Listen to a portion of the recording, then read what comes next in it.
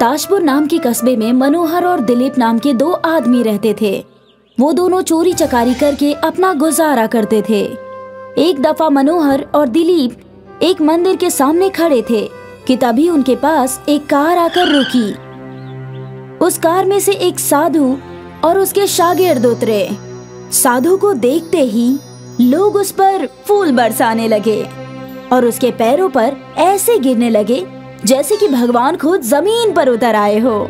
साधुओं की ये शानदार खैर मकदम और शान और शौकत देखकर मनोहर और दिलीप बेहद मुतासिर हुए और फिर आपस में मशवरा करने लगे।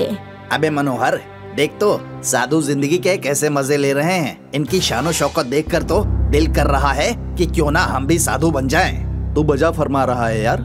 साधु बनकर हम कहीं से मोटा हाथ मार सकते हैं, लेकिन वो कैसे? वो ऐसे कि साधु का हुलिया बनाकर हम लोगों को आसानी से लूट सकते हैं। हाँ, ये तो तूने बिल्कुल बजा फरमाया। इस तरह दिलीप और मनोहर लोगों से आसानी से पैसा लूटने के फिराक में साधु का हुलिया तैयार करते हैं। मनोहर उस्ताद और दिलीप उसका शागिर्द बन जाता है। दोनों एक कस्बे के बाहर पीपल के पेड़ के नीचे आकर बैठ जाते हैं। देख शागिर्द, हम बाबा बनकर इस कस्बे में तो आ गए हैं, लेकिन लोगों पर अपना असर डालने के लिए कुछ मेहनत तो करनी पड़ेगी। वो क्या उस्ताद जी? इस गांव के सभी लोगों का हिसाब निकालना पड़ेगा। सबकी सूरत हाल, खुशी गम और उसका पूरा ब्यौरा इकट्ठा करना पड़ेगा ताकि हमारा रोजगार बखूबी चल सके। मैं इस काम का आगाज आज ही कर देता हूँ। तुम बस खुद को पहुँचा हुआ महात्मा साबित करने में लग जाओ।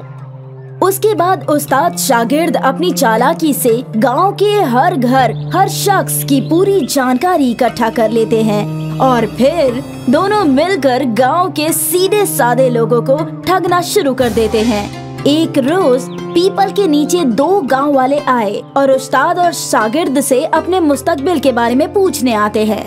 उस्ताद जी ध्यान लगाइए और दिनेश के मुतालिक कुछ बताइए। शादी के 12 बरस हो गए हैं, लेकिन कोई औलाद नहीं हुई। औलाद के लिए परेशान हो। बिल्कुल सही कहा उस्ताद जी, आप तो पहुँचे हुए सन्यासी निकले। हमारे उस्ताद जी बंद आंखों से दिल की बात जान लेते हैं भाईजान। क्या गुरुजी कुछ भी बता सकते हैं? अरे नहीं, अब तो गुरुजी के ध्यान का वक्त हो गया है। अब आप लोग जाइए, कुछ पूछना है तो कल आइएगा। ये कहकर उस्ताद फिर से ध्यान करने लगता है और फिर दूसरे दिन उस्ताद जी बच्चे की परेशानी तो बता दी, अब इस परेशानी का हल भी बता दीजिए। जी उस्ताद जी, आप तो पहुँचे हुए सन्यासी हैं, कोई ऐसी तरकीब बताइए जिससे मुझे भी औलाद का सुख मिल जाए। दिनेश के ये पूछने पर उस्ताद जी कहते हैं, महादोष है, तुम्हारी राशि में महादोष चल रहा है बच्चा। जब तक वो दोष दूर नहीं होगा तब तक तुम बाप नहीं बन सकते हो। उस्ताद जी इस दोष को दूर करने के लिए क्या करना होगा? सूरज देवता को खुश करना होगा बच्चा।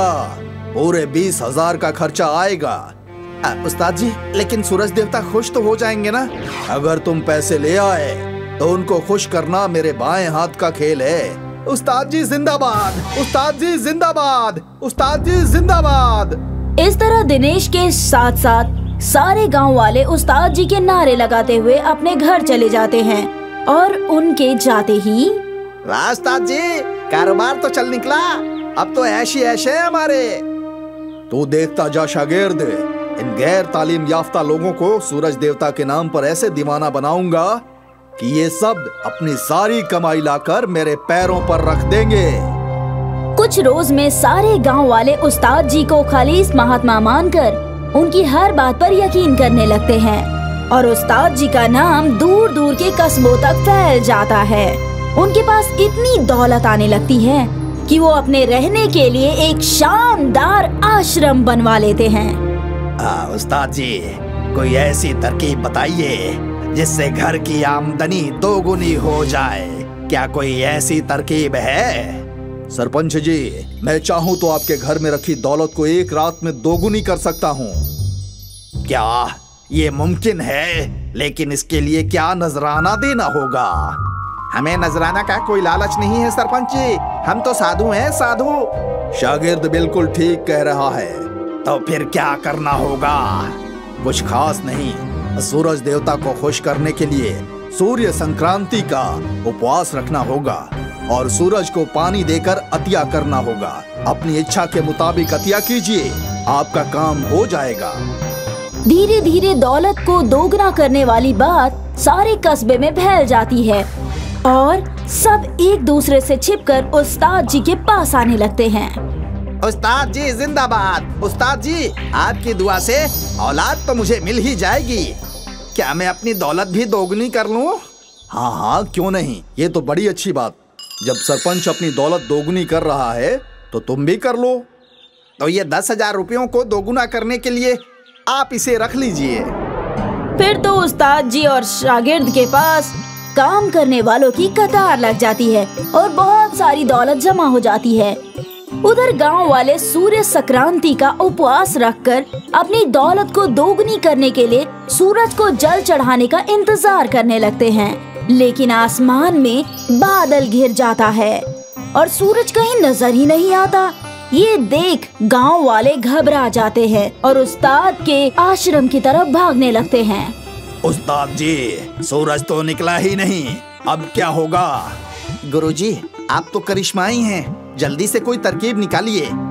उनकी बात सुनकर उस्ताद जी को ठगी का एक नई तरकीब सूझ जाती है। ये तो आफत हो गई। सूरज देवता को एक खतरनाक शैतान ने चुरा लिया है और वो उसकी कैद में है। उन्हें शैतान की कैद से आजादी दिलानी होगी। सूरज को शैतान की कैद से आजादी दिलाने के लिए क्या करना होगा उस्ताद जी? अगर सूरज कैद से आजाद न हुए तो क्या होगा उस्ताद जी? आप सब तबाह हो जाएंगे। आपके घरों में रखी सारी दौलत राख हो जाएगी। हर गांव में हमेशा के लिए अंधेरा छा जाएगा।